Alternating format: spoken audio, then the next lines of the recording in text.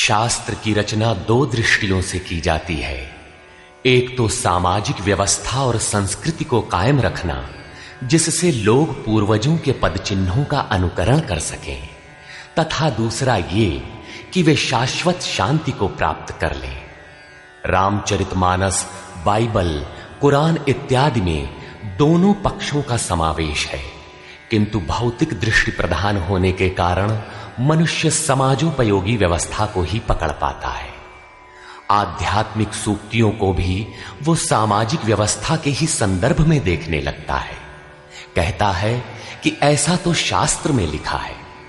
इसीलिए वेद व्यास ने दोनों के लिए एक ही ग्रंथ महाभारत लिखते हुए भी आध्यात्मिक क्रिया का संकलन गीता के रूप में अलग से किया, जिससे कि लोग इस मूल कल्याण पथ में भ्रांति का मिश्रण न कर सकें।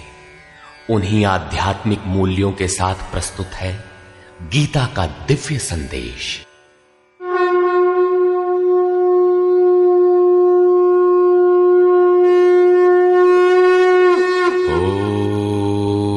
ओम श्री परमात्मने नमः। यथार्थ गीता, श्रीमद् भगवत गीता, अथ तृतीयो अध्यायः। अध्याय 2 में भगवान श्री कृष्ण ने बताया कि यह बुद्धि तेरे लिए ज्ञान मार्ग के विषय में कही गई। कौन सी बुद्धि? यही कि युद्ध कर, जीतोगे तो महामहिम की स्थिति प्राप्त कर लोगे और हारोगे तो देवत्व है। जीत में सर्वस्व है और हार में भी देवत्व है, कुछ मिलता ही है। अतः इस दृष्टि से लाभ और हानि दोनों में कुछ न कुछ मिलता है, किंचित भी क्षति नहीं है। फिर कहा, अब इसी को तू निष्काम कर्मयोग के विषय में सुन। जिस बुद्धि से युक्त होकर तू कर्मों के बंधन से अच्छी प्रकार छूट जाएगा। फिर उसकी विशेषताओं पर प्रकाश डाला। कर्म करते समय आवश्यक सावधानियों पर बल दिया कि फल की वासना वाला ना हो, कामनाओं से रहित होकर कर्म में प्रवृत्त हो और कर्म करने में तेरी अश्रद्धा भी ना हो, जिससे तू कर्म बंधन से मुक्त हो जाएगा। मुक्त तो होगा, किंतु रास्ते में अपनी स्थिति नहीं दिखाई पड़ी। अतः अर्जुन को निष्काम कर्मयोग की अपेक्षा ज्ञान मार्ग सरल और प्राप्ति वाला प्रतीत हुआ। उसने प्रश्न किया, जनार्दन, निष्काम कर्म की अपेक्षा ज्ञान मार्ग आपकी दृष्टि में श्रेष्ठ है, तो मुझे भयंकर कर्मों में क्यों लगाते हैं? प्रश्न स्वाभाविक था। मान लें एक ही स्थान पर जाने के दो रास्ते हैं। यदि आपको वास्तव में जाना है तो आप अवश्य प्रश्न करेंगे कि इनमें सुगम कौन है। यदि नहीं करते तो आप पथिक नहीं। ठीक इसी प्रकार अर्जुन ने भी प्रश्न रखा। अर्जुन उवाच,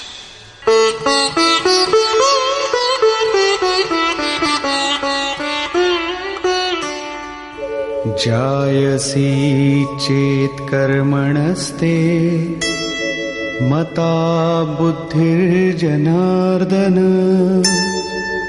तत्किं कर्मणि घोरे मां नियोजयसि केशव। जनों पर दया करने वाले जनार्दन, यदि निष्काम कर्मयोग की अपेक्षा ज्ञान योग आपको श्रेष्ठ मान्य है, तो हे केशव, आप मुझे भयंकर कर्मयोग में क्यों लगाते हैं? निष्काम कर्मयोग में अर्जुन को भयंकरता दिखाई पड़ी, क्योंकि इसमें कर्म करने में ही तेरा अधिकार है, फल में कभी नहीं। कर्म करने में अश्रद्धा भी ना हो और निरंतर समर्पण के साथ योग पर दृष्टि रखते हुए कर्म में लगा रहे। जबकि ज्ञान मार्ग में हारोगे तो देवत्व है, जीतने पर महामहिम स्थिति है। अपनी लाभ हानि स्वयं देखते हुए आगे बढ़ना है। इस प्रकार अर्जुन को निष्काम कर्म योग की अपेक्षा ज्ञान योग सरल प्रतीत हुआ। इसलिए उसने निवेदन किया,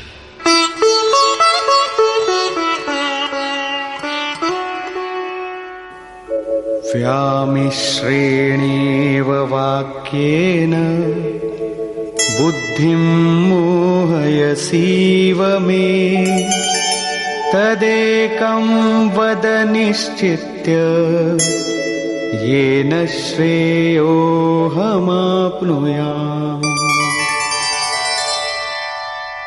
आप इन मिले हुए से वचनों से मेरी बुद्धि मोहित सी करते हैं। आप तो मेरी बुद्धि का मोह दूर करने में प्रवृत्त हुए हैं। अतः इनमें से एक निश्चय करके कहिए जिससे मैं श्रेय परम कल्याण मोक्ष को प्राप्त हो जाऊं। इस पर श्री कृष्ण ने कहा, श्री भगवान उवाच,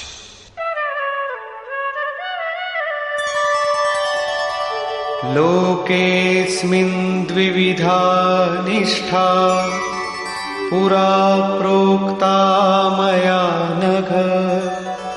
ज्ञानयोगेन सांख्यानां कर्मयोगेन योगिनाम्। निष्पाप अर्जुन, इस संसार में सत्य शोध की दो धाराएं मेरे द्वारा पहले कही गई हैं। पहले का तात्पर्य कभी सत्य युग या त्रेता में नहीं, बल्कि अभी जिसे दूसरे अध्याय में कह आए हैं। ज्ञानियों के लिए ज्ञान मार्ग और योगियों के लिए निष्काम कर्म योग बताया गया है। दोनों ही मार्गों के अनुसार कर्म तो करना ही पड़ेगा, कर्म अनिवार्य है। न कर्मणामनारम्भात् नैष्कर्म्यं पुरुषोऽश्नुते न च सन्न्यसनादेव सिद्धिं समधिगच्छति। अर्जुन, मनुष्य न तो कर्मों को न आरंभ करने से निष्कर्मता की अंतिम स्थिति को प्राप्त होता है और न आरंभ की हुई क्रिया को त्यागने मात्र से भगवत प्राप्ति रूपी परम सिद्धि को ही प्राप्त होता है। अब तुझे ज्ञान मार्ग अच्छा लगे या निष्काम कर्म मार्ग, दोनों में कर्म तो करना ही पड़ेगा। प्रायः इस स्थल पर लोग भगवत पथ में संक्षिप्त मार्ग और बचाव ढूंढने लगते हैं। कर्म आरंभ ही न करें, हो गए निष्कर्मी। कहीं ऐसी भ्रांति न रह जाए, इसलिए श्री कृष्ण बल देते हैं कि कर्मों को न आरंभ करने से कोई निष्कर्म भाव को नहीं प्राप्त होता।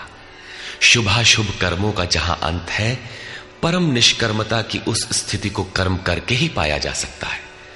इसी प्रकार बहुत से लोग कहते हैं, हम तो ज्ञान मार्गी हैं, ज्ञान मार्ग में कर्म है ही नहीं।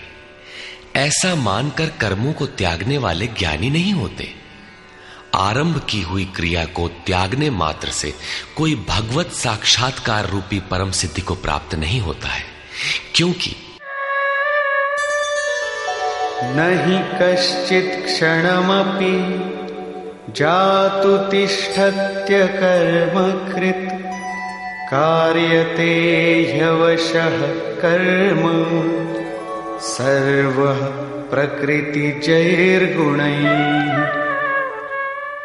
कोई भी पुरुष किसी काल में क्षण मात्र भी कर्म किए बिना नहीं रहता, क्योंकि सभी पुरुष प्रकृति से उत्पन्न हुए गुणों द्वारा विवश होकर कर्म करते हैं।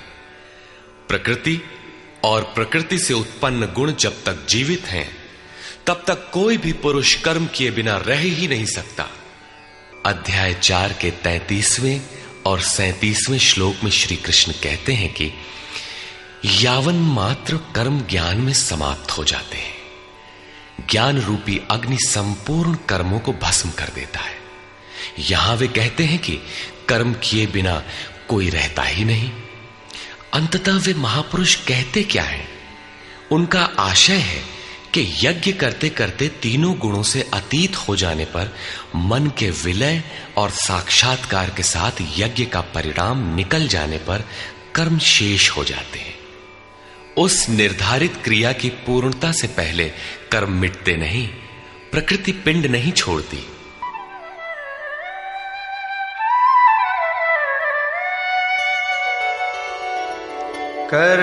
कर्मेन्द्रियाणि संयम्य य आस्ते मनसा स्मरन् इन्द्रियार्थान् विमूढात्मा मिथ्याचार स उच्यते। इतने पर भी विशेष रूप से मूढ़ लोग जो कर्मेंद्रियों को हठ से रोककर इंद्रियों के भोगों का मन से स्मरण करते रहते हैं, वे मिथ्याचारी हैं, पाखंडी हैं, न कि ज्ञानी। सिद्ध है कि कृष्ण काल में भी ऐसी रूढ़ियां थीं। लोग करने योग्य क्रिया को छोड़कर इंद्रियों को हठ से रोककर बैठ जाते थे और कहने लगते थे कि मैं ज्ञानी हूं, पूर्ण हूं। किंतु श्री कृष्ण कहते हैं कि वे धूर्त हैं। ज्ञान मार्ग अच्छा लगे या निष्काम कर्म योग, दोनों ही मार्गों में कर्म तो करना ही पड़ेगा।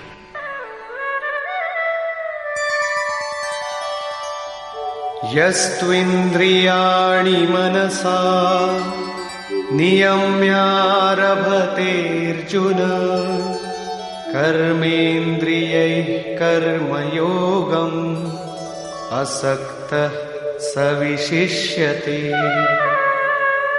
अर्जुन, जो पुरुष मन से इंद्रियों को वश में करके जब मन में भी वासनाओं का स्फुरण न हो सर्वथा अनासक्त हुआ कर्मेंद्रियों से कर्मयोग का आचरण करता है, वो श्रेष्ठ है। ठीक है, समझ में आया कि कर्म का आचरण करें, किंतु ये प्रश्न खड़ा होता है कि कौन सा कर्म करें। इस पर कहते हैं,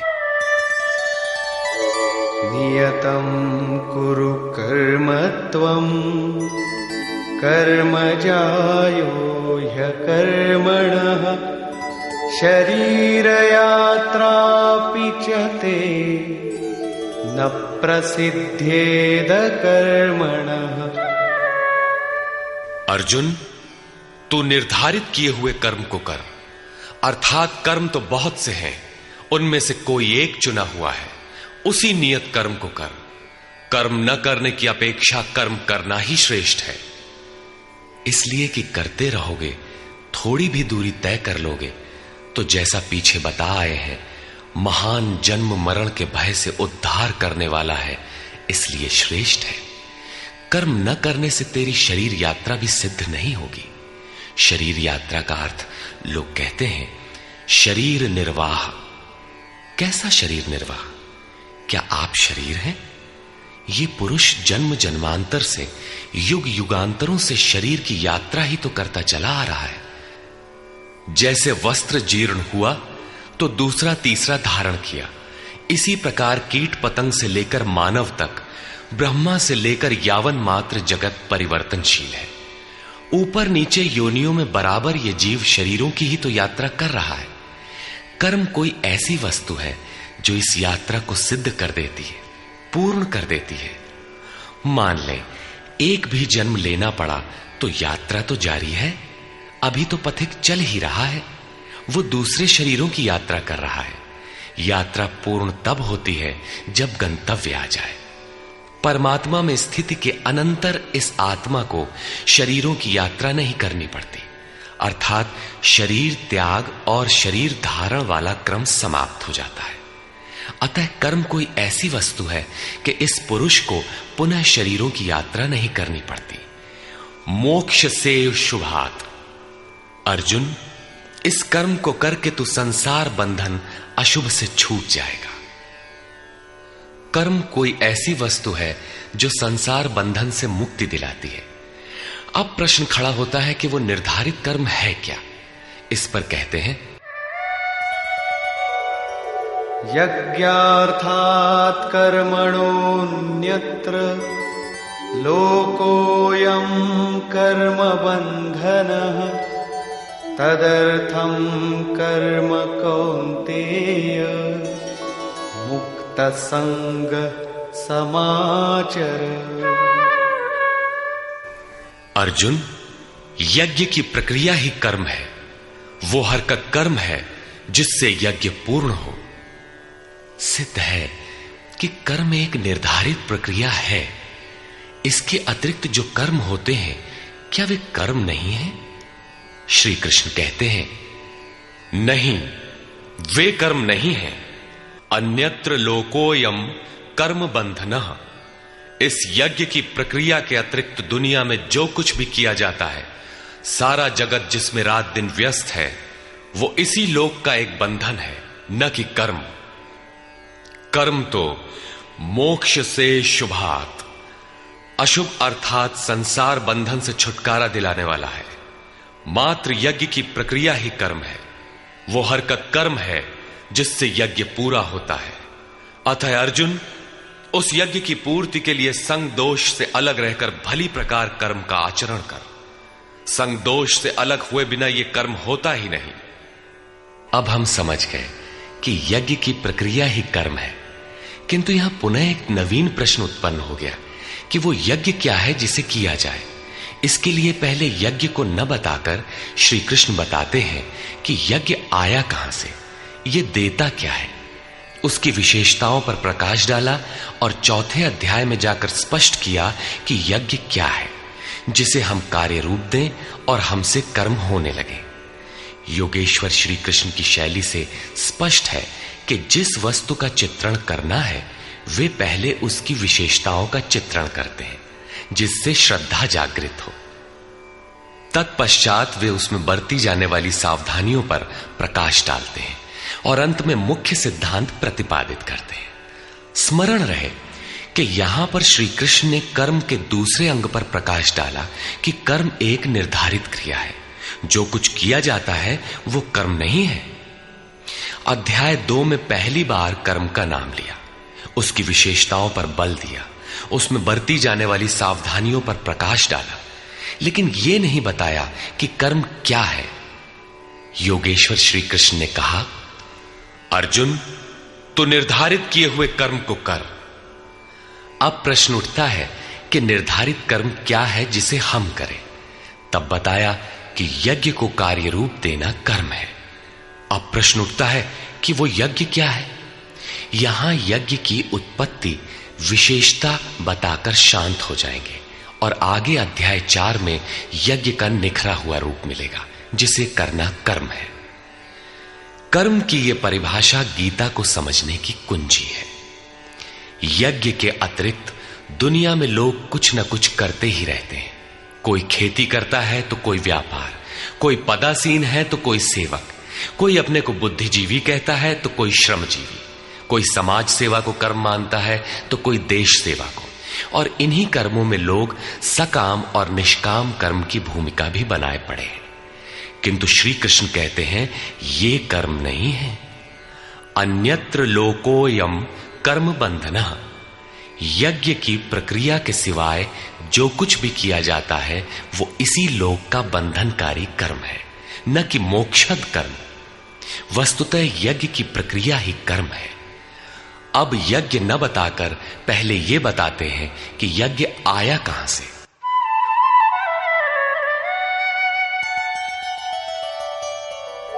सह यज्ञाः प्रजा सृष्ट्वा पुरोवाच प्रजापतिः अनेन प्रसविष्यध्वम् ईशवोस्त्विष्टकामधुक्।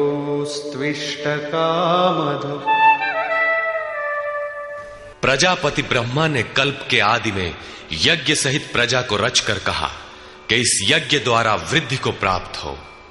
यह यज्ञ तुम लोगों को इष्ट कामधुक, जिसमें अनिष्ट ना हो, विनाश रहित इष्ट संबंधी कामना की पूर्ति करने वाला हो।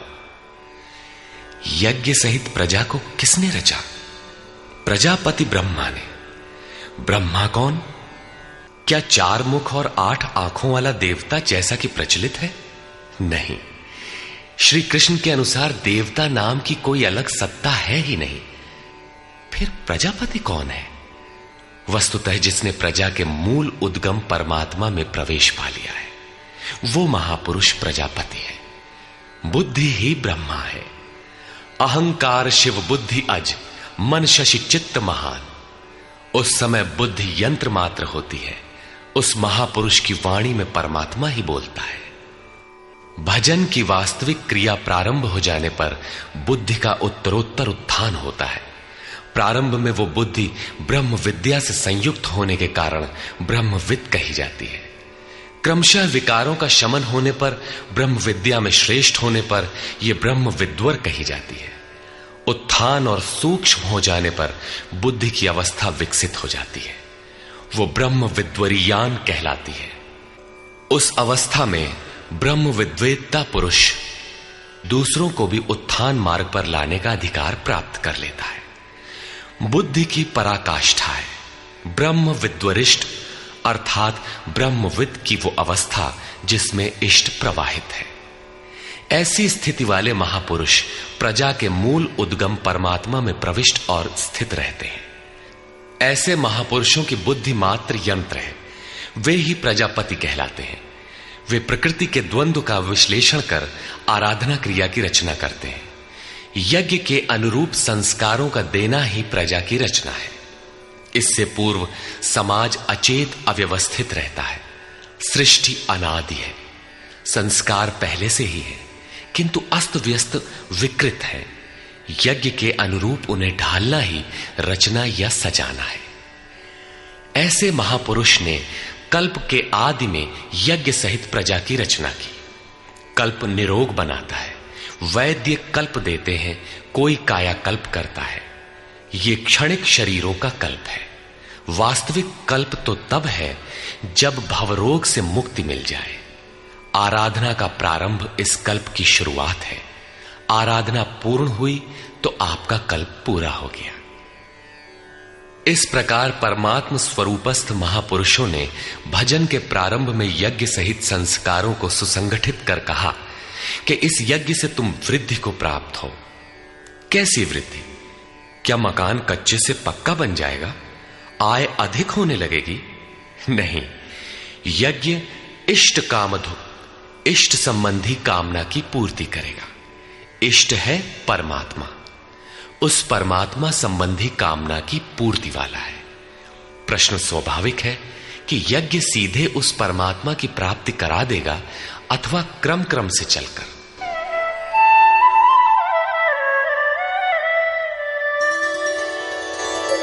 देवान् भावयतानेन ते देवा भावयन्तु वः परस्परं भावयन्तः श्रेयः परमवाप्स्यथ। इस यज्ञ द्वारा देवताओं की उन्नति करो, अर्थात दैवी संपत्ति की वृद्धि करो। वे देवता लोग तुम लोगों की उन्नति करेंगे। इस प्रकार आपस में वृद्धि करते हुए परम श्रेय, जिसके बाद कुछ भी पाना शेष न रहे, ऐसे परम कल्याण को प्राप्त हो जाओ। ज्यों ज्यों हम यज्ञ में प्रवेश करेंगे, आगे यज्ञ का अर्थ होगा आराधना की विधि। त्यों त्यों हृदय देश में दैवी संपत्ति अर्जित होती चली जाएगी। परम देव एकमात्र परमात्मा है। उस परम देव में प्रवेश दिला देने वाली जो संपद है, अंतःकरण की जो सजातीय प्रवृत्ति है, उसी को दैवी संपत्ति कहते हैं। वो परम देव को संभव करती है, इसलिए दैवी संपत्ति कही जाती है, न कि बाहरी देवता जैसा लोग कल्पना कर लेते हैं। योगेश्वर श्री कृष्ण के शब्दों में उनका कोई अस्तित्व नहीं है। आगे कहते हैं,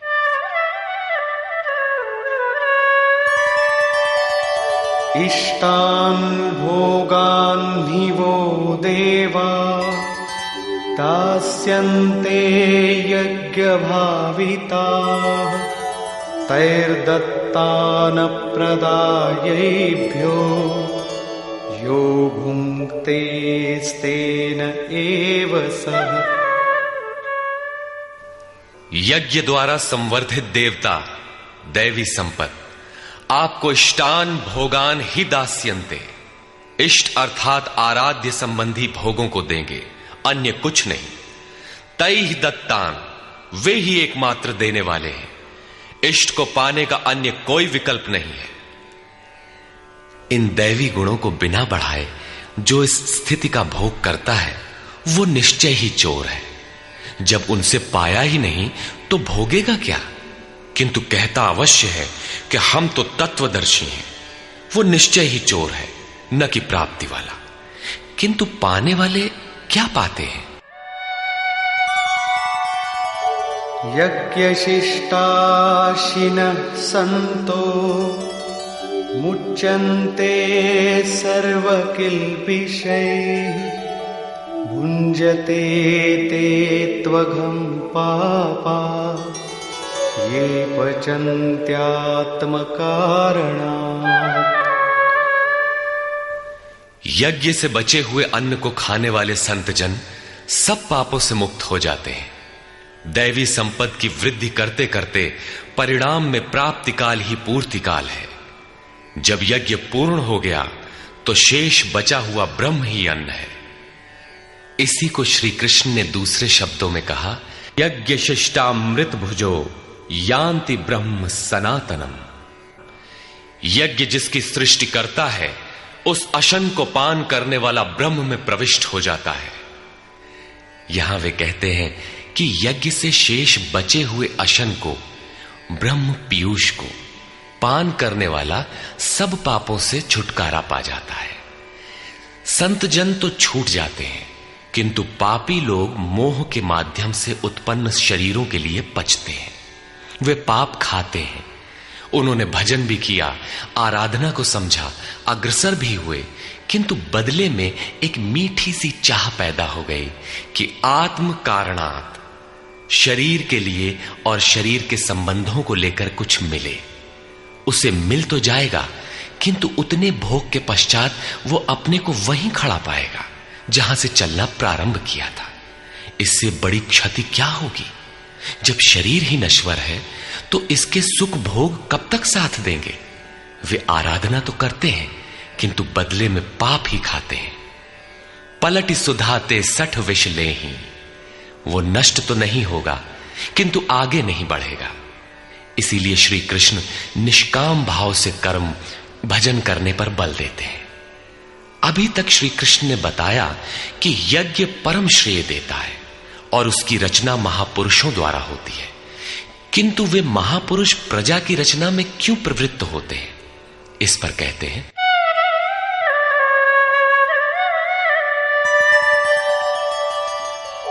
अन्नाद्भवन्ति भूतानि पर्जन्यादन्न संभवः, यज्ञाद्भवति पर्जन्यो यज्ञः कर्म समुद्भवः।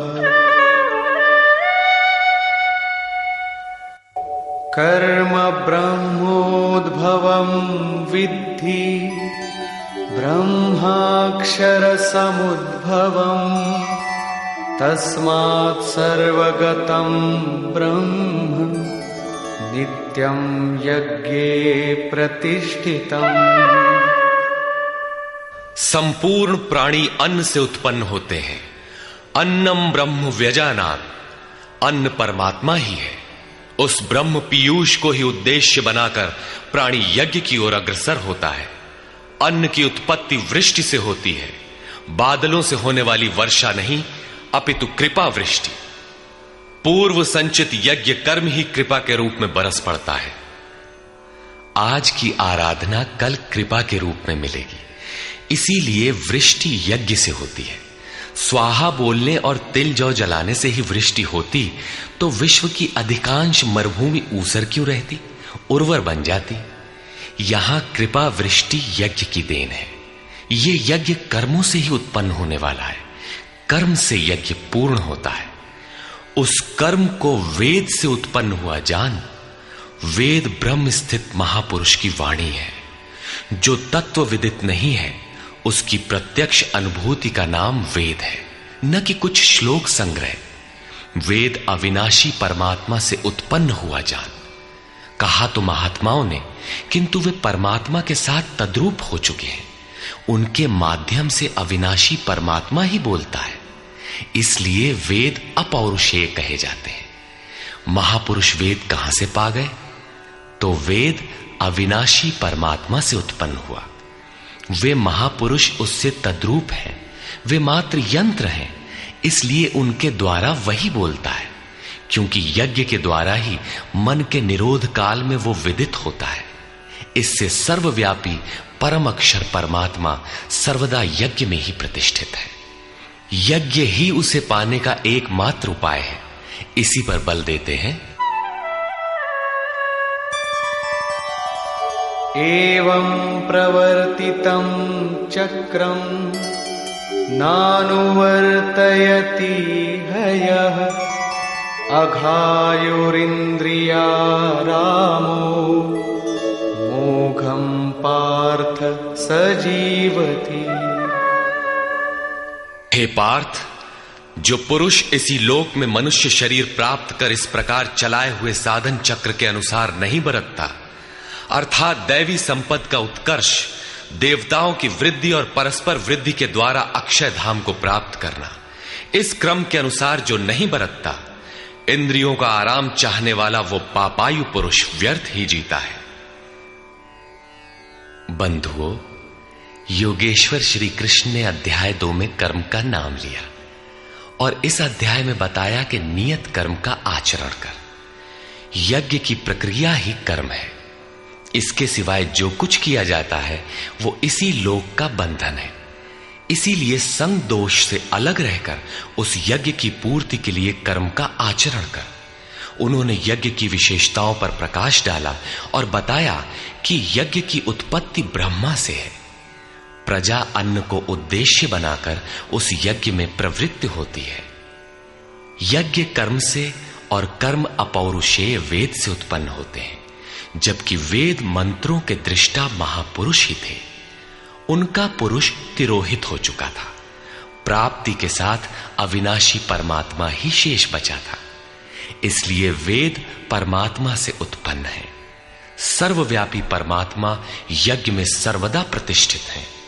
इस साधन चक्र के अनुसार जो नहीं बरतता, वो पापायु पुरुष इंद्रियों का सुख चाहने वाला है, व्यर्थ ही जीता है।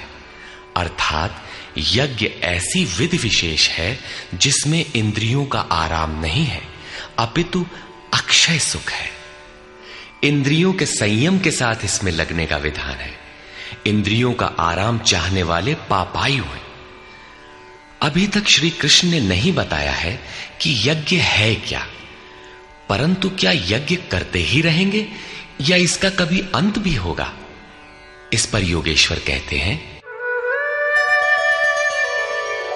यस्त्वात्मरतिरेव स्यात् आत्मतृप्तश्च मानवः आत्मन्येव च सन्तुष्टः तस्य कार्यं न विद्यते। परंतु जो मनुष्य आत्मा में ही रत, आत्मतृप्त और आत्मा में ही संतुष्ट है, उसके लिए कोई कर्तव्य नहीं रह जाता। यही तो लक्ष्य था।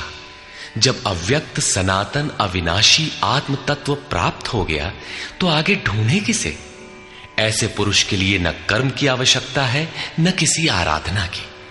आत्मा और परमात्मा एक दूसरे के पर्याय हैं। इसी का पुनः चित्रण करते हैं। नैव तस्य कृतेनार्थो नाकृतेनेह कश्चन न चास्य सर्वभूतेषु कश्चिदर्थव्यपाश्रयः।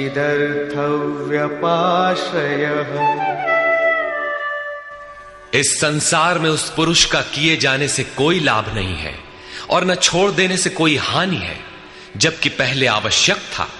उसका संपूर्ण प्राणियों में कोई स्वार्थ संबंध नहीं रह जाता। आत्मा ही तो शाश्वत, सनातन, अव्यक्त, अपरिवर्तनशील और अक्षय है। जब उसी को पा लिया, उसी से संतुष्ट, उसी से तृप्त, उसी में ओतप्रोत और स्थित है, आगे कोई सत्ता ही नहीं तो किसको खोजें? मिलेगा क्या? उस पुरुष के लिए कर्म छोड़ देने से कोई हानि भी नहीं है, क्योंकि विकार जिस पर अंकित होते हैं वो चित्त ही न रहा। उसका संपूर्ण भूतों में, बाह्य जगत और आंतरिक संकल्पों की परत में लेश मात्र भी अर्थ नहीं रहता। सबसे बड़ा अर्थ तो था परमात्मा। जब वही उपलब्ध है तो दूसरों से उसका क्या प्रयोजन होगा? तस्मादसक्तः सततं कार्यं कर्म समाचर असक्तो ह्याचरन् कर्म परमाप्नोति पुरुषः। इस स्थिति को प्राप्त करने के लिए तू अनासक्त हुआ। निरंतर कार्यम कर्म, जो करने योग्य कर्म है उस कर्म को अच्छी प्रकार कर, क्योंकि अनासक्त पुरुष कर्म के आचरण से परमात्मा को प्राप्त होता है। नियत कर्म कार्यम कर्म एक ही है। कर्म की प्रेरणा देते हुए वे कहते हैं,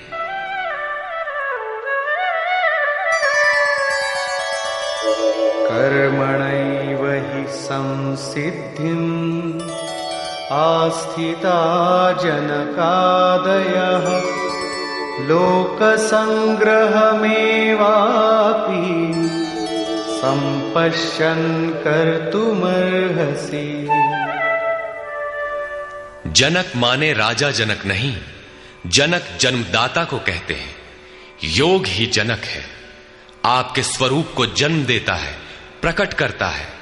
योग से संयुक्त प्रत्येक महापुरुष जनक हैं। ऐसे योग संयुक्त बहुत से ऋषियों जनकादयः जनक इत्यादि ज्ञानी जन महापुरुष भी कर्मणा एव संसिद्धिम कर्मों के द्वारा ही परम सिद्धि को प्राप्त हुए हैं। परम सिद्धि माने परम तत्व परमात्मा की प्राप्ति। जनक इत्यादि जितने भी पूर्व में होने वाले महर्षि हुए हैं, इस कार्यम कर्म के द्वारा जो यज्ञ की प्रक्रिया है, इस कर्म को करके ही संसिद्धिम परम सिद्धि को प्राप्त हुए। किंतु प्राप्ति के पश्चात वे भी लोक संग्रह को देखकर कर्म करते हैं, लोकहित को चाहते हुए कर्म करते हैं। अतः तू भी प्राप्ति के पश्चात लोकनायक बनने के लिए कार्य करने के ही योग्य है। क्यों? यद्यदाचरति श्रेष्ठः तत्तदेवेतरो जनः स यत्प्रमाणं कुरुते लोकस्तदनुवर्तते। श्रेष्ठ पुरुष जो जो आचरण करता है, अन्य पुरुष भी उसके अनुसार ही करते हैं। वो महापुरुष जो कुछ प्रमाण कर देता है, संसार उसका अनुसरण करता है। पहले श्री कृष्ण ने स्वरूप में स्थित आत्मतृप्त महापुरुष की रहनी पर प्रकाश डाला कि उसके लिए कर्म किए जाने से न कोई लाभ और न छोड़ने से कोई हानि। फिर भी जनकादि कर्म में भली प्रकार बरतते थे। वहां उन महापुरुषों से श्री कृष्ण धीरे से अपनी तुलना कर देते हैं कि मैं भी एक महापुरुष हूं। न मे पार्थास्ति कर्तव्यम् त्रिषु लोकेषु किंचन नानवाप्तमवाप्तव्यम् वर्त एव च कर्मणि। हे पार्थ, मुझे तीनों लोकों में कोई कर्तव्य नहीं है। पीछे कह आए हैं कि उस महापुरुष का समस्त भूतों में कोई कर्तव्य नहीं है। यहां कहते हैं तीनों लोकों में मुझे कुछ भी कर्तव्य शेष नहीं है, तथा किंचन मात्र प्राप्त होने योग्य वस्तु अप्राप्त नहीं है। तब भी मैं कर्म में भली प्रकार बरतता हूं। क्यों? यदि हम न वर्तेयम् जातु कर्मण्यतन्द्रितः मम वर्त्मानुवर्तन्ते मनुष्याः पार्थ सर्वशः। क्योंकि यदि मैं सावधान होकर कदाचित कर्म में न बरतूं तो मनुष्य मेरे बर्ताव के अनुसार बरतने लग जाएंगे। तो क्या आपका अनुकरण भी बुरा है? श्री कृष्ण कहते हैं हां। उत्सीदेयुरिमे लोका न कुर्यां कर्म चेदहम् संकरस्य च कर्ता स्याम् उपहन्यामिमाः प्रजाः। यदि मैं सावधान होकर कर्म न करूं तो ये सब लोग भ्रष्ट हो जाएं और मैं संकरस्य वर्ण संकर का करने वाला हूं तथा इन सारी प्रजा का हनन करने वाला, मारने वाला बनूं। स्वरूप में स्थित महापुरुष सतर्क रहकर यदि आराधना क्रम में न लगे रहें तो समाज उनकी नकल करके भ्रष्ट हो जाएगा। महापुरुष ने तो आराधना पूर्ण करके परम नैष्कर्म्य की स्थिति को पाया है। वे न करें तो उनके लिए कोई हानि नहीं है। किंतु समाज ने तो अभी आराधना आरंभ ही नहीं की। पीछे वालों के मार्गदर्शन के लिए ही महापुरुष कर्म करते हैं। मैं भी करता हूं। अर्थात श्री कृष्ण एक महापुरुष थे, न कि बैकुंठ से आए हुए कोई विशेष भगवान। उन्होंने कहा कि महापुरुष लोक संग्रह के लिए कर्म करता है, मैं भी करता हूं। यदि न करूं तो लोगों का पतन हो जाए, सभी कर्म छोड़ बैठेंगे। मन बड़ा चंचल है, ये सब कुछ चाहता है, केवल भजन नहीं चाहता। यदि स्वरूपस्थ महापुरुष कर्म न करें तो देखा देखी पीछे वाले भी तुरंत कर्म छोड़ देंगे। उन्हें बहाना मिल जाए कि ये भजन नहीं करते, पान खाते हैं, इत्र लगाते हैं, सामान्य बातें करते हैं, फिर भी महापुरुष कहलाते हैं। ऐसा सोचकर वे भी आराधना से हट जाते हैं, पतित हो जाते हैं। श्री कृष्ण कहते हैं कि यदि मैं कर्म न करूं तो सब भ्रष्ट हो जाए और मैं वर्ण संकर का कर्ता बनूं। स्त्रियों के दूषित होने से वर्ण संकर तो देखा सुना जाता है। अर्जुन भी इसी के भय से विकल था कि स्त्रियां दूषित होंगी तो वर्ण संकर पैदा होंगे। किंतु श्री कृष्ण कहते हैं यदि मैं सावधान होकर आराधना में लगा न रहूं तो वर्ण संकर का कर्ता हूं। वस्तुतः आत्मा का शुद्ध वर्ण है परमात्मा। अपने शाश्वत स्वरूप के पथ से भटक जाना वर्ण संकरता है। यदि स्वरूपस्थ महापुरुष क्रिया में नहीं बरतता तो लोग उनके अनुकरण में क्रिया रहित हो जाएंगे, आत्म पथ से भटक जाएंगे, वर्ण संकर हो जाएंगे, वे प्रकृति में खो जाएंगे। स्त्रियों का सतीत्व एवं नस्ल की शुद्धता एक सामाजिक व्यवस्था है, अधिकारों का प्रश्न है, समाज के लिए उसकी उपयोगिता भी है। किंतु माता पिता की भूलों का संतान की साधना पर कोई प्रभाव नहीं पड़ता। आपन करनी पार उतरनी। हनुमान, व्यास, वशिष्ठ, नारद, शुकदेव, कबीर, ईसा इत्यादि अच्छे महापुरुष हुए, जबकि सामाजिक कुलीनता से इनका संपर्क नहीं है। आत्मा अपने पूर्व जन्म के गुण धर्म लेकर आता है। श्री कृष्ण कहते हैं मनः षष्ठानीन्द्रियाणि प्रकृतिस्थानी कर्षति। मन सहित इंद्रियों से जो कार्य इस जन्म में होता है उनके संस्कार लेकर जीवात्मा पुराने शरीर को त्याग कर नवीन शरीर में प्रवेश कर जाता है। इसमें जन्मदाताओं का क्या लगा? उनके विकास में कोई अंतर नहीं आया। अतः स्त्रियों के दूषित होने से वर्ण संकर नहीं होता। स्त्रियों के दूषित होने और वर्ण संकर से कोई संबंध नहीं है। शुद्ध स्वरूप की ओर अग्रसर न होकर प्रकृति में बिखर जाना ही वर्ण संकर है। यदि महापुरुष सावधान होकर क्रिया, नियत कर्म में बरतते हुए लोगों से क्रिया न कराएं तो वो उस सारी प्रजा का हनन करने वाला, मारने वाला बने। साधना क्रम में चलकर उस मूल अविनाशी की प्राप्ति ही जीवन है और प्रकृति में बिखरे रहना, भटक जाना मृत्यु है। किंतु वो महापुरुष इस सारी प्रजा को यदि क्रिया पथ पर नहीं चलाता, उस सारी प्रजा को बिखराव से रोककर सतपथ पर नहीं चलाता, तो वो सारी प्रजा का हनन करने वाला हत्यारा है, हिंसक है, और क्रमशः चलते हुए जो चला लेता है वो शुद्ध अहिंसा है। गीता के अनुसार शरीर का निधन, नश्वर कलेवरों का निधन मात्र परिवर्तन है, हिंसा नहीं। सक्ता कर्मण्य विद्वांसो यथा कुर्वन्ति भारत कुर्याद् विद्वांस तथा सक्तः चिकीर्षुर्लोक संग्रहम्। हे भारत, कर्म में आसक्त हुए अज्ञानी जन जैसे कर्म करते हैं, वैसे ही अनासक्त हुआ विद्वान, पूर्ण ज्ञाता भी लोक हृदय में प्रेरणा और कल्याण संग्रह चाहता हुआ कर्म करे। यज्ञ की विधि जानते और करते हुए भी हम अज्ञानी हैं। ज्ञान का अर्थ है प्रत्यक्ष जानकारी। जब तक लेश मात्र भी हम अलग हैं, आराध्य अलग है, तब तक अज्ञान विद्यमान है। जब तक अज्ञान है तब तक कर्म में आसक्ति रहती है। अज्ञानी जितनी आसक्ति से आराधना करता है उसी प्रकार अनासक्त। जिसे कर्मों से प्रयोजन नहीं है तो आसक्ति क्यों होगी? ऐसा पूर्ण ज्ञाता महापुरुष भी लोकहित के लिए कर्म करे, दैवी संपद का उत्कर्ष करे, जिससे समाज उस पर चल सके। न बुद्धिभेदं जनयेद् अज्ञानां कर्मसंगिनां जोषयेत् सर्वकर्माणि विद्वान् युक्तः समाचरन्। ज्ञानी पुरुषों को चाहिए कि कर्मों में आसक्ति वाले अज्ञानियों की बुद्धि में भ्रम न पैदा करें, अर्थात स्वरूपस्थ महापुरुष ध्यान दें कि उनके किसी आचरण से पीछे वालों के मन में कर्म के प्रति अश्रद्धा न उत्पन्न हो जाए।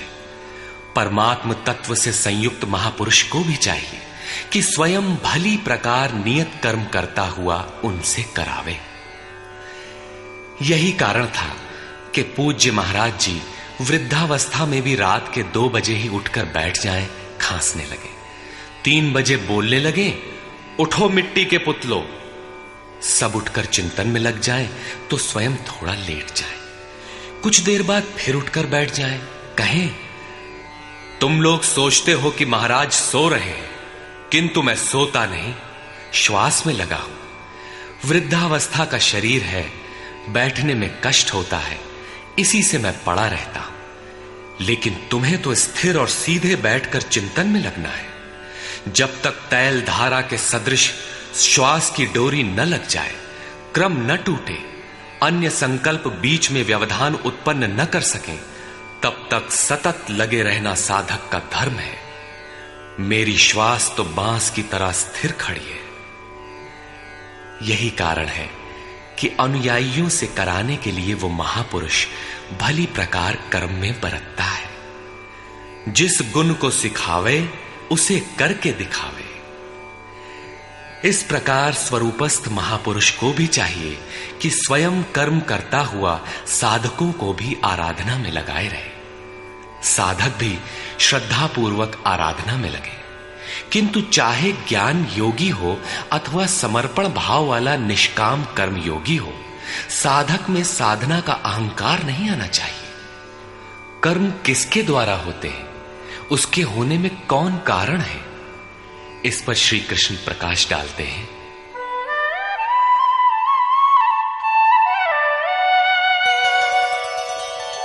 प्रकृते क्रियमाणानि गुणैः कर्माणि सर्वशः अहंकार विमूढ़ात्मा कर्ताहमिति मन्यते। आरंभ से पूर्ति पर्यंत संपूर्ण कर्म प्रकृति के गुणों द्वारा किए जाते हैं। फिर भी अहंकार से विशेष मूढ़ पुरुष मैं करता हूं ऐसा मान लेता है। यह कैसे माना जाए कि आराधना प्रकृति के गुणों द्वारा होती है? ऐसा किसने देखा? इस पर कहते हैं, तत्त्ववित्तु महाबाहो गुणकर्म विभागयोः गुणागुणेषु वर्तन्ते इति मत्वा न सज्जते। हे महाबाहु, गुण और कर्म के विभाग को तत्वविद परम तत्व परमात्मा की जानकारी वाले महापुरुषों ने देखा और संपूर्ण गुण गुणों में बरत रहे हैं। ऐसा मानकर वे गुण और कर्मों के कर्तापन में आसक्त नहीं होते। यहां तत्व का अर्थ परम तत्व परमात्मा है, न कि 5 या 25 तत्व जैसा कि लोग गणना करते हैं। योगेश्वर श्री कृष्ण के शब्दों में तत्व एकमात्र परमात्मा है, अन्य कोई तत्व है ही नहीं। गुणों को पार करके परम तत्व परमात्मा में स्थित महापुरुष गुण के अनुसार कर्मों का विभाजन देख पाते हैं। तामसी गुण रहेगा तो उसका कार्य होगा आलस्य, निद्रा, प्रमाद, कर्म में प्रवृत्त न होने का स्वभाव। राजसी गुण रहेंगे तो आराधना में पीछे न हटने का स्वभाव, शौर्य, स्वामी भाव से कर्म होगा। और सात्विक गुण कार्यरत होने पर ध्यान, समाधि, अनुभवी उपलब्धि, धारावाहिक चिंतन, सरलता स्वभाव में होगी। गुण परिवर्तनशील है। प्रत्यक्षदर्शी ज्ञानी ही देख पाता है कि गुणों के अनुरूप कर्मों का उत्कर्ष अपकर्ष होता है। गुण अपना कार्य करा लेते हैं, अर्थात गुण गुणों में बरतते हैं। ऐसा समझकर वो प्रत्यक्ष दृष्टा कर्म में आसक्त नहीं होता। किंतु जिसने गुणों का पार नहीं पाया, जो अभी रास्ते में है, उन्हें तो कर्म में आसक्त रहना है। इसलिए प्रकृतेर्गुण सम्मूढ़ाः सज्जन्ते गुण कर्मसु तान् कृत्स्नविदो मंदान् कृत्स्नविन्न विचालयेत्। प्रकृति के गुणों से मोहित हुए पुरुष गुण और कर्मों में क्रमशः निर्मल गुणों की ओर उन्नति देखकर उनमें आसक्त होते हैं। उन अच्छी प्रकार न समझने वाले मंदान शिथिल प्रयत्न वालों को अच्छी प्रकार जानने वाला ज्ञानी चलायमान न करे। उन्हें हतोत्साहित न करे, बल्कि प्रोत्साहन दे, क्योंकि कर्म करके ही उन्हें परम नैष्कर्म्य की स्थिति पाना है। अपनी शक्ति और स्थिति का आकलन करके कर्म में प्रवृत्त होने वाले ज्ञान मार्गी साधकों को चाहिए कि कर्म को गुणों की देन माने, अपने को कर्ता मानकर अहंकारी न बन जाए। निर्मल गुणों को प्राप्त होने पर भी उनमें आसक्त न हो। किंतु निष्काम कर्मयोगी को कर्म और गुणों के विश्लेषण में समय देने की कोई आवश्यकता नहीं है। उसे तो बस समर्पण के साथ कर्म करते जाना है। कौन गुण आ जा रहा है, ये देखना इष्ट की जिम्मेदारी हो जाती है। गुणों का परिवर्तन और क्रम क्रम से उत्थान वो इष्ट की ही देन मानता है और कर्म होने को भी उन्हीं की देन मानता है। अतः कर्तापन का अहंकार या गुणों में आसक्ति होने की समस्या उसके लिए नहीं रहती, जबकि अनवरत लगा रहता है। इसी पर और साथ ही युद्ध का स्वरूप बताते हुए श्री कृष्ण कहते हैं, मयि सर्वाणि कर्माणि सन्न्यस्याध्यात्मचेतसा निराशीर्निर्ममो भूत्वा युध्यस्व विगतज्वरः। इसलिए अर्जुन, तू अध्यात्म चेतसा अंतरात्मा में चित्त का निरोध करके ध्यानस्थ होकर संपूर्ण कर्मों का मुझ में अर्पण करके आशा रहित, ममता रहित और संताप रहित होकर युद्ध कर। जब चित्त ध्यान में स्थित है, लेश मात्र भी कहीं आशा नहीं, कर्म में ममत्व नहीं है, असफलता का संताप नहीं है, तो वो पुरुष कौन सा युद्ध करेगा? जब सब ओर से चित्त सिमटकर हृदय देश में निरुद्ध होता जा रहा है, तो वो लड़ेगा किस लिए, किससे और वहां है कौन? वास्तव में जब आप ध्यान में प्रवेश करेंगे, तभी युद्ध का सही स्वरूप खड़ा होता है। तो काम क्रोध, राग द्वेष, आशा तृष्णा इत्यादि विकारों का समूह, विजातीय प्रवृत्तियां जो कुरु कहलाती हैं, संसार में प्रवृत्ति देती ही रहती है। बाधा के रूप में भयंकर आक्रमण करती है। बस इनका पार पाना ही युद्ध है। इनको मिटाते हुए अंतरात्मा में सिमटते जाना, ध्यानस्थ होते जाना ही यथार्थ युद्ध है। इसी पर पुनः बल देते हैं, ये मे मतमिदं नित्यम् अनुतिष्ठन्ति मानवाः श्रद्धावन्तो न सूयन्तो मुच्यन्ते तेऽपि कर्मभिः। अर्जुन, जो कोई मनुष्य दोष दृष्टि से रहित होकर श्रद्धा भाव समर्पण से संयुक्त हुआ, सदा मेरे इस मत के अनुसार बरतते हैं कि युद्ध कर, वे पुरुष भी संपूर्ण कर्मों से छूट जाते हैं। योगेश्वर का यह आश्वासन किसी हिंदू, मुसलमान या ईसाई के लिए नहीं, अपितु मानव मात्र के लिए है। उनका मत है कि युद्ध कर। इससे ऐसा प्रतीत होता है कि ये उपदेश युद्ध वालों के लिए था। अर्जुन के समक्ष तो सौभाग्य से विश्व युद्ध की संरचना थी। आपके सामने तो कोई युद्ध नहीं है। आप गीता के पीछे क्यों पड़े हैं? क्योंकि कर्मों से छूटने का उपाय तो युद्ध करने वालों के लिए है, किंतु ऐसा कुछ नहीं है। वस्तुतः ये अंतर्देश की लड़ाई है।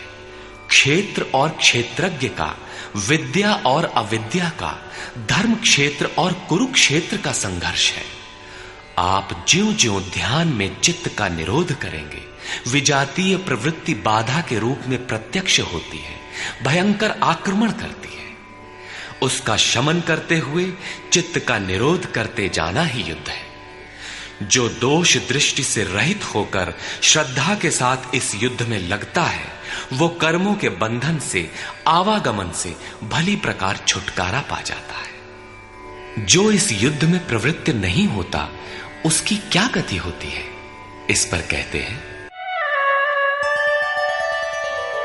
ये त्वेतदभ्यसूयन्तो नानुतिष्ठन्ति मे मतम् सर्वज्ञानविमूढांस्तान् विद्धि नष्टान चेतसः। जो दोष दृष्टि वाले अचेतसः, मोह निशा में अचेत लोग मेरे इस मत के अनुसार नहीं बरतते, अर्थात ध्यानस्थ होकर आशा, ममता, संताप रहित होकर समर्पण के साथ युद्ध नहीं करते। सर्वज्ञान विमूढ़ान, ज्ञान पथ में सर्वथा मोहित उन लोगों को तू कल्याण से भ्रष्ट हुआ ही जान। जब यही सही है तो लोग करते क्यों नहीं? इस पर कहते हैं, सदृशं चेष्टते स्वस्याः प्रकृतेर्ज्ञानवानपि प्रकृतिं यान्ति भूतानि निग्रहः किं करिष्यति। सभी प्राणी अपनी प्रकृति को प्राप्त होते हैं, अपने स्वभाव से परवश होकर कर्म में भाग लेते हैं। प्रत्यक्षदर्शी ज्ञानी भी अपनी प्रकृति के अनुसार चेष्टा करता है। प्राणी अपने कर्मों में बरतते हैं और ज्ञानी अपने स्वरूप में। जैसा जिसकी प्रकृति का दबाव है, वैसा ही कार्य करता है। यह स्वयं सिद्ध है। इसमें निराकरण कोई क्या करेगा? यही कारण है कि सभी लोग मेरे मत के अनुसार कर्म में प्रवृत्त नहीं हो पाते। वे आशा, ममता, संताप का, दूसरे शब्दों में राग द्वेष का त्याग नहीं कर पाते, जिससे कर्म का सम्यक आचरण नहीं हो पाता। इसी को और स्पष्ट करते हैं और दूसरा कारण बताते हैं, इंद्रियस्येन्द्रियस्यार्थे रागद्वेषौ व्यवस्थितौ तयोर्न वशमागच्छेत् तौ ह्यस्य परिपन्थिनौ। इंद्रिय और इंद्रियों के भोगों में राग और द्वेष स्थित हैं। इन दोनों के वश में नहीं होना चाहिए, क्योंकि इस कल्याण मार्ग में कर्मों से छूट जाने वाली प्रणाली में ये राग और द्वेष दुर्धर्ष शत्रु हैं, आराधना का अपहरण कर ले जाते हैं। जब शत्रु भीतर है तो बाहर कोई किसी से क्यों लड़ेगा? शत्रु तो इंद्रिय और भोगों के संसर्ग में है, अंतःकरण में है। अतः ये युद्ध भी अंतःकरण का युद्ध है, क्योंकि शरीर ही क्षेत्र है जिसमें सजातीय विजातीय दोनों प्रवृत्तियां, विद्या और अविद्या रहती हैं, जो माया के दो अंग हैं। इन्हीं प्रवृत्तियों का पार पाना, सजातीय प्रवृत्ति को साध कर विजातीय का अंत करना युद्ध है। विजातीय समाप्त होने पर सजातीय का उपयोग समाप्त हो जाता है। स्वरूप का स्पर्श करके सजातीय का भी उसके अंतराल में विलय हो जाना, इस प्रकार प्रकृति का पार पाना युद्ध है, जो ध्यान में ही संभव है। राग द्वेष के शमन में समय लगता है। इसलिए बहुत से साधक क्रिया को छोड़कर सहसा महापुरुष की नकल करने लग जाते हैं। श्री कृष्ण इससे सावधान करते हैं।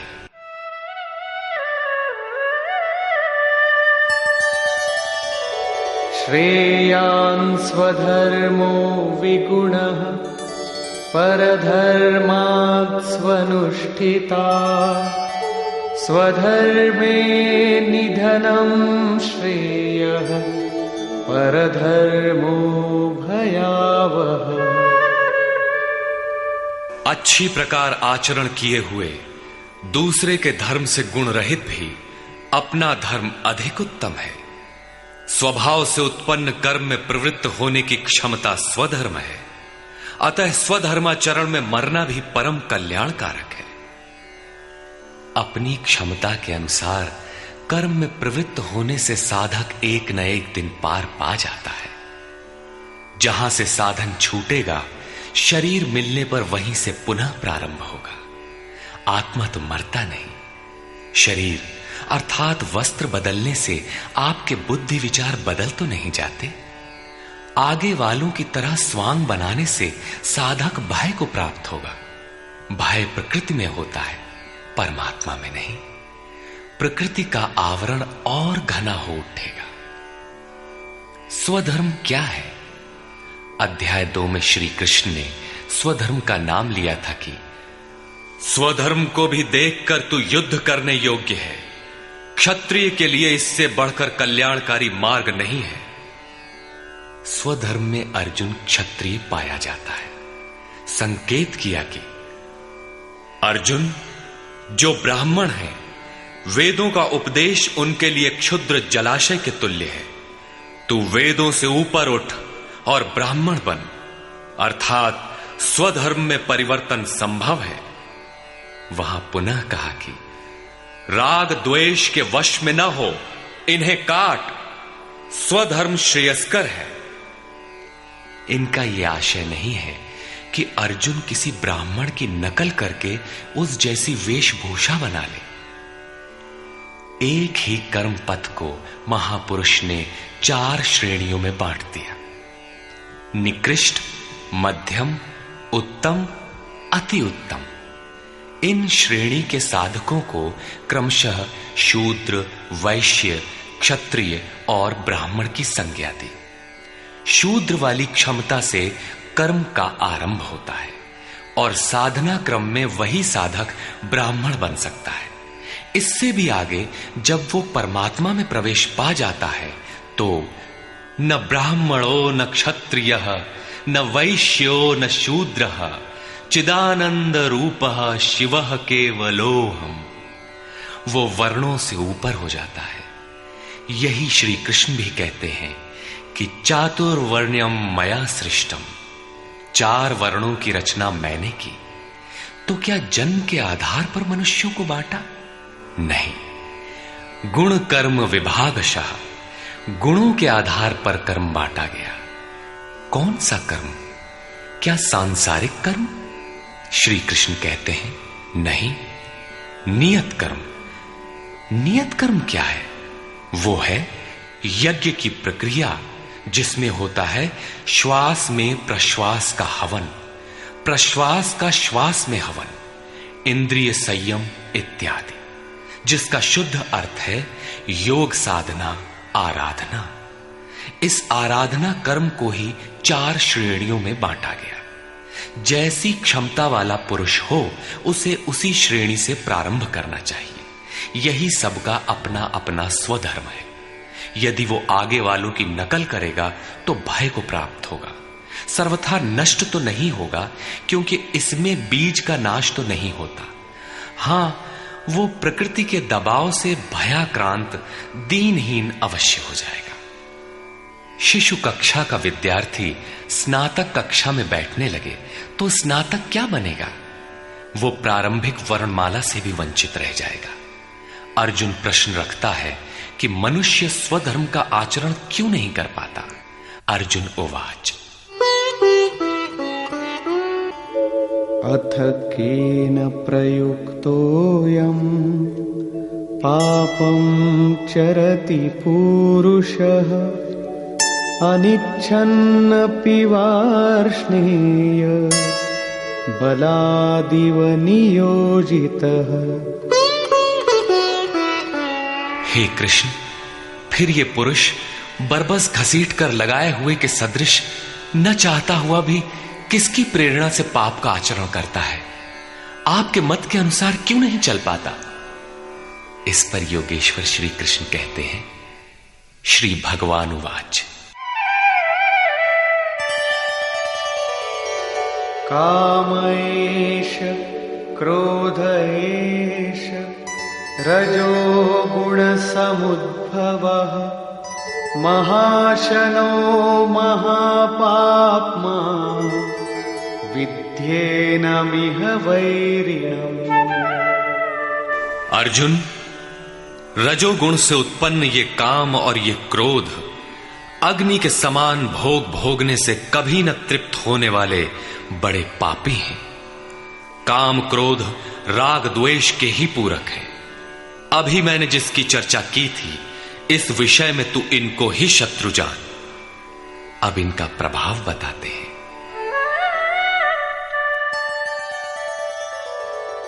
धूमेनाव्रियते वह्निः यथादर्शो मलेन च यथोल्बेनावृतो गर्भः तथा तेनेदमावृतम्।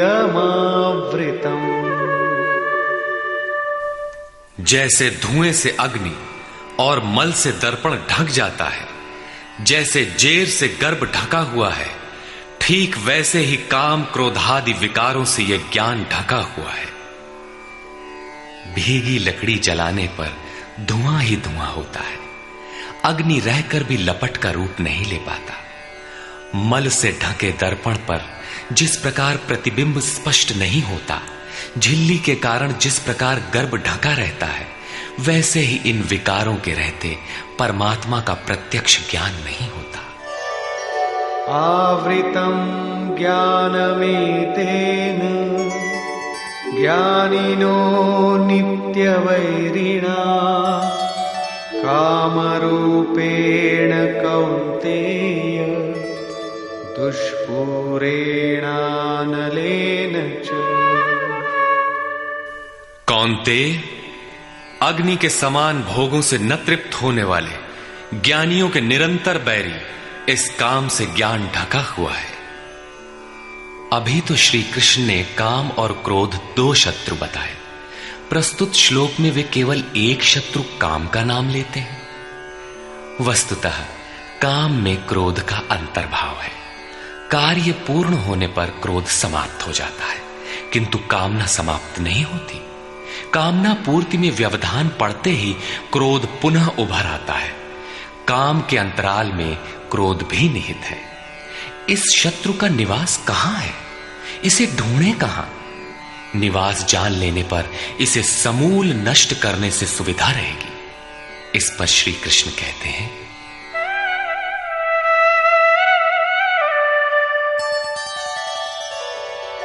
इंद्रियाणि मनो बुद्धि अस्याधिष्ठानमुच्यते एतैर्विमोहयत्येष ज्ञानमावृत्य देहिनम्। इंद्रियां, मन और बुद्धि इसके वास स्थान कहे जाते हैं। ये काम इन मन, बुद्धि और इंद्रियों के द्वारा ही ज्ञान को आच्छादित करके जीवात्मा को मोह में डालता है। तस्मात् त्वमिन्द्रियाण्यादौ नियम्य भरतर्षभ पाप्मानं प्रजह्येनं ज्ञान विज्ञाननाशनम्। इसलिए अर्जुन, तू पहले इंद्रियों को नियम में संयत कर, क्योंकि शत्रु तो इनके अंतराल में छिपा है। वो तुम्हारे शरीर के भीतर है, बाहर खोजने से वो कहीं नहीं मिलेगा। इंद्रियों को वश में करके ज्ञान और विज्ञान का नाश करने वाले इस पापी काम को ही मार। ये हृदय देश की अंतर जगत की लड़ाई है।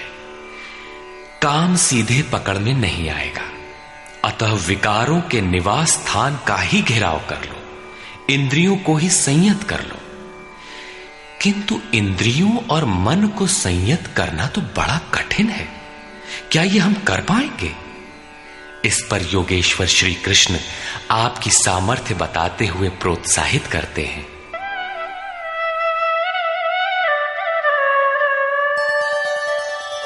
इंद्रियाणि पराण्याहुः इंद्रियेभ्यः परं मनः मनसस्तु परा बुद्धिः यो बुद्धेः परतस्तु सः। अर्जुन, इस शरीर से तू इंद्रियों को परे अर्थात सूक्ष्म और बलवान जान। इंद्रियों से परे मन है, ये उनसे भी बलवान है। मन से परे बुद्धि है, और जो बुद्धि से भी अत्यंत परे है वो तुम्हारा आत्मा है, वही हो तुम। इसलिए इंद्रियों, मन और बुद्धि का निरोध करने में तुम सक्षम हो। एवं बुद्धेः परं बुद्ध्वा संस्तभ्यात्मानमात्मना जहि शत्रुं महाबाहो कामरूपं दुरासदम्। इस प्रकार बुद्धि से परे अर्थात सूक्ष्म और बलवान अपने आत्मा को जानकर, आत्म बल को समझकर, बुद्धि के द्वारा अपने मन को वश में करके अर्जुन, इस काम रूपी दुर्जय शत्रु को मार। काम एक दुर्जय शत्रु है। इंद्रियों के द्वारा ये आत्मा को मोहित करता है, तो अपनी शक्ति समझकर, आत्मा को बलवान समझकर काम रूपी शत्रु को मारना है। कहने की आवश्यकता नहीं है कि ये शत्रु आंतरिक है और युद्ध भी अंतर्देश का ही है। निष्कर्ष, बहुधा गीता प्रेमी व्याख्याताओं ने इस अध्याय को कर्मयोग का नाम दिया है, किंतु यह संगत नहीं है। दूसरे अध्याय में योगेश्वर ने कर्म का नाम लिया। उन्होंने कर्म के महत्व का प्रतिपादन कर उसमें कर्म जिज्ञासा जागृत की, और इस अध्याय में उन्होंने कर्म को परिभाषित किया कि यज्ञ की प्रक्रिया ही कर्म है। सिद्ध है कि यज्ञ कोई निर्धारित दिशा है। इसके अतिरिक्त जो कुछ भी किया जाता है वह इसी लोक का बंधन है। श्री कृष्ण जिसे कहेंगे वह कर्म मोक्ष्यसे अशुभा, संसार बंधन से छुटकारा दिलाने वाला कर्म है। श्री कृष्ण ने यज्ञ की उत्पत्ति बताई, वह देता क्या है, उसकी विशेषताओं का चित्रण किया, यज्ञ करने पर बल दिया। उन्होंने कहा इस यज्ञ की प्रक्रिया ही कर्म है। जो नहीं करते वे पापायु, आराम चाहने वाले व्यर्थ जीते हैं। पूर्व में होने वाले महर्षियों ने भी इसे करके ही परम नैष्कर्म्य सिद्धि को पाया। वे आत्मतृप्त हैं, उनके लिए कर्म की आवश्यकता नहीं है। फिर भी पीछे वालों के मार्गदर्शन के लिए वे भी कर्म में भली प्रकार लगे रहते थे। उन महापुरुषों से श्री कृष्ण ने अपनी तुलना की कि मेरा भी अब कर्म करने से कोई प्रयोजन नहीं है, किंतु मैं भी पीछे वालों के हित के लिए ही कर्म में बरतता हूं। श्री कृष्ण ने स्पष्ट अपना परिचय दिया कि वे एक योगी थे।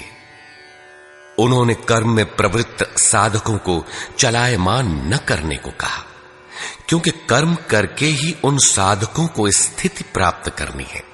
यदि नहीं करेंगे तो नष्ट हो जाएंगे। इस कर्म के लिए ध्यानस्थ होकर युद्ध करना है। आंखें बंद हैं, इंद्रियों से सिमटकर चित्त का निरोध हो चला तो युद्ध कैसा। उस समय काम, क्रोध, राग, द्वेष बाधक होते हैं। इन विजातीय प्रवृत्तियों का पार पाना ही युद्ध है। आसुरी संपद कुरुक्षेत्र विजातीय प्रवृत्ति को शनह शनह छांटते हुए ध्यानस्थ होते जाना ही युद्ध है। वस्तुतः ध्यान में ही युद्ध है। यही इस अध्याय का सारांश है, जिसमें न कर्म बताया न यज्ञ। यदि यज्ञ समझ में आ जाए तो कर्म समझ में आए।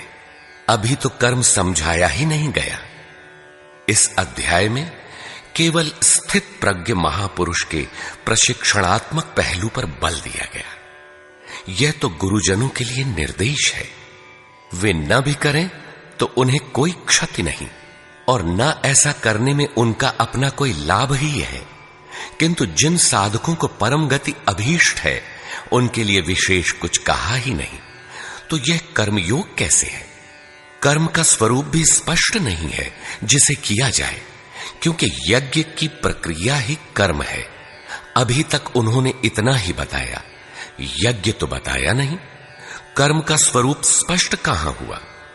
हां, युद्ध का यथार्थ चित्रण गीता में यहीं पाया जाता है।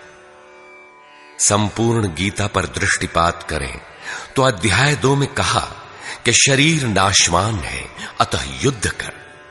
गीता में युद्ध का यही ठोस कारण बताया गया। आगे ज्ञान योग के संदर्भ में क्षत्रिय के लिए युद्ध ही कल्याण का एकमात्र साधन बताया गया, और कहा कि यह बुद्धि तेरे लिए ज्ञान योग के विषय में कही गई। कौन सी बुद्धि? यही कि हार जीत दोनों दृष्टियों में लाभ ही है, ऐसा समझकर युद्ध कर। फिर अध्याय 4 में कहा कि योग में स्थित रहकर हृदय में स्थित अपने संशय को ज्ञान रूपी तलवार द्वारा काट। वह तलवार योग में है। अध्याय 5 से 10 तक युद्ध की चर्चा तक नहीं है। 11वें अध्याय में केवल इतना कहा कि ये शत्रु मेरे द्वारा पहले से ही मारे गए हैं। तू निमित्त मात्र होकर खड़ा भर हो जा, यश को प्राप्त कर। ये तुम्हारे बिना भी मारे हुए हैं, प्रेरक करा लेगा। तू इन मुर्दों को ही मार। अध्याय 15 में संसार सुविरूढ़ मूल वाला पीपल वृक्ष जैसा कहा गया, जिसे असंगता रूपी शस्त्र द्वारा काटकर उस परम पद को खोजने का निर्देश मिला। आगे के अध्यायों में युद्ध का उल्लेख नहीं है। हां, अध्याय 16 में असुरों का चित्रण अवश्य है, जो नरकगामी है। अध्याय 3 में ही युद्ध का विशद चित्रण है।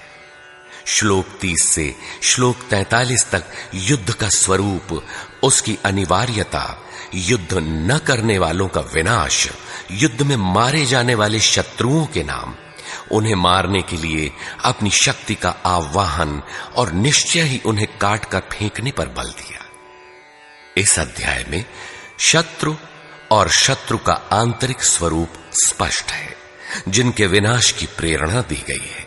अतः ओम तत्सदिति श्रीमद्भगवद गीता सूपनिषत्सु ब्रह्म विद्यायाम योग शास्त्रे श्री कृष्णार्जुन संवादे शत्रु विनाश प्रेरणा नाम तृतीयो अध्याय।